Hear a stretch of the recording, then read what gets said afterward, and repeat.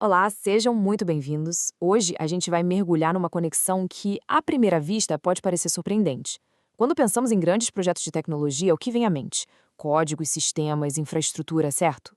Mas e se o verdadeiro segredo do sucesso desses projetos não estiver no hardware, mas sim em algo profundamente humano, as nossas habilidades emocionais? Pois é, isso já nos leva à pergunta central que vai guiar toda a nossa análise aqui. O que de verdade impulsiona a inovação? Será que é só ter computadores mais rápidos e softwares mais avançados? Ou será que existe um elemento meio oculto, mas que no fundo é muito mais decisivo? Vamos investigar isso juntos? E para não ficarmos só na teoria, vamos analisar um exemplo bem concreto, do mundo real, o programa Justiça 4.0 aqui no Brasil. Um projeto, olha, gigantesco e super ambicioso para modernizar todo um setor. Dê uma olhada na escala desses objetivos. Acesso remoto, melhorar a qualidade dos sistemas, garantir transparência, unificar plataformas e tudo isso com foco em quem usa os serviços. Parece um desafio puramente técnico, né? Coisa para engenheiros e programadores.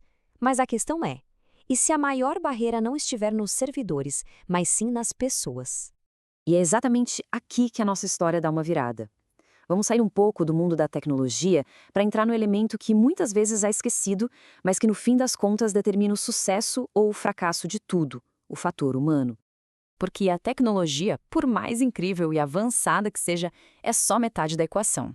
Pensa assim, é como ter o carro de corrida mais rápido do mundo, mas sem um piloto que saiba trabalhar em equipe com os mecânicos. Sem colaboração, sem comunicação, sem sintonia, até o melhor dos projetos pode desmoronar. Agora, o mais interessante é que essa não é uma percepção de fora. O próprio Conselho Nacional de Justiça, a fonte por trás do projeto, identificou essa necessidade. Eles têm um termo para isso: escuta ampla e qualificada. Traduzindo, para a tecnologia funcionar, primeiro é preciso entender de verdade as necessidades humanas. E para entender, bem, é preciso saber ouvir.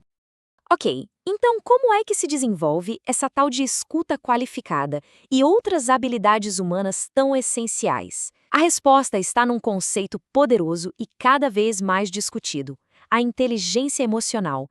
Ela é a estrutura, o mapa que nos dá as ferramentas para chegar lá. E essa não é uma ideia nova, não. Daniel Goleman, que é o grande pioneiro nesse campo, já dizia isso há tempos. O sucesso, seja na vida pessoal ou profissional, não depende tanto do QI, da inteligência lógica. Depende muito mais da nossa capacidade de lidar com as emoções, as nossas e as dos outros. E o pulo do gato é que isso é uma habilidade que pode ser aprendida. E aqui está a estrutura, de forma bem clara. A inteligência emocional se apoia em 5 pilares. Pensa num caminho que começa dentro da gente. Primeiro vem o autoconhecimento, depois a autorregulação e a automotivação. E só então isso se expande para fora, na forma de empatia e habilidades sociais. Não é um dom que nasce com a gente, é resultado de treino. Certo, mas como é que a gente sai da teoria e vai para a prática? Vamos ver agora como esses pilares podem ser desenvolvidos com exercícios bem específicos, coisas que qualquer pessoa pode começar a fazer hoje mesmo. Vamos começar pela empatia, que se conecta diretamente com aquela necessidade de escuta qualificada que a gente viu lá no programa Justiça 4.0. Empatia é basicamente a capacidade de entender a perspectiva emocional de outra pessoa. E como se pratica empatia? Um ótimo exercício é a escuta ativa. Parece simples, mas é um desafio. Numa conversa, a ideia é resistir àquela vontade de interromper ou de já ficar pensando no que vai responder. O objetivo é só um: ouvir. Ouvir de verdade, prestando atenção não só nas palavras, mas no tom de voz, nos gestos. É exatamente a habilidade que se precisa para um projeto focado no usuário. Como diz o psicólogo Paul Ekman, a empatia é o coração da comunicação humana. Sem ela, a gente só transmite dados, não significado.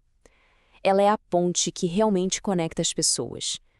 A segunda ferramenta prática, que a gente vai ver, é a autorregulação. Grandes projetos de mudança geram estresse, geram frustração, é do jogo.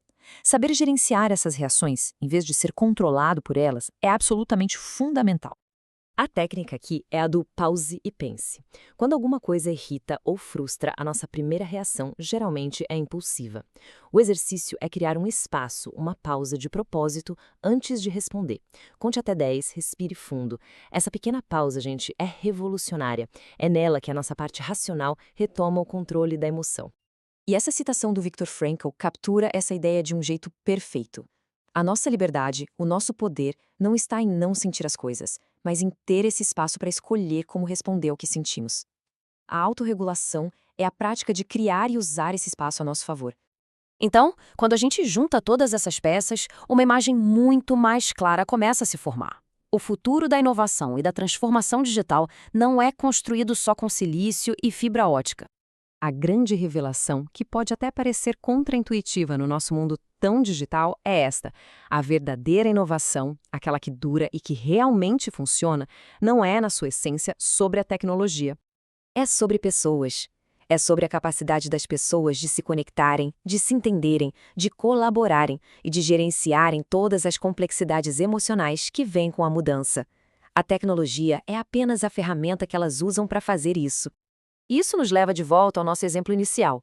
O objetivo final do Justiça 4.0 não é apenas ter um sistema judiciário digital, mas sim um que seja mais humanizado. A tecnologia deve servir para ampliar a nossa capacidade humana e nunca para substituí-la. Para fechar, esta citação da nossa fonte principal resume tudo de forma brilhante. Desenvolver inteligência emocional é sobre isso.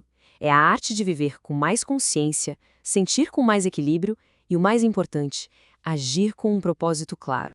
Então fica uma reflexão final. Dos 5 pilares que a gente viu, autoconhecimento, autorregulação, automotivação, empatia e habilidades sociais, qual deles talvez esteja pedindo um pouco mais de atenção na nossa vida nesse momento? E qual seria um pequeno passo, por menor que seja, que a gente poderia dar para começar a fortalecê-lo? É por aí que a construção de um futuro diferente começa.